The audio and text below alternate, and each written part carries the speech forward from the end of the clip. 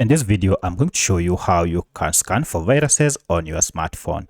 If this video helps, please like and subscribe. Now, if you go to your smartphone, by default, there is a security and virus scan app. You might see two. For instance, this is a security scan app, and also we have this, which is cleaner. It has also extra features on how to scan viruses apart from cleaning or clearing trash on your smartphone. First, I'll begin with this security. So look for any security app on your smartphone, and once you have found it, just tap on it,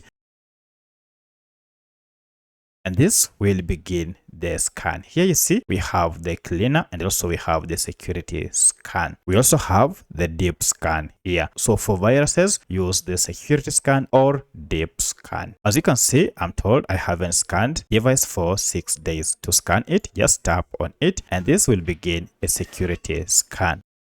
And now it's done. I'm told everything looks okay, which means I don't have any virus threat on my phone. You can also go ahead and do a cleanup. This will clear all trash or all cache files that might be on your smartphone. And as you can see, I had a lot of junk.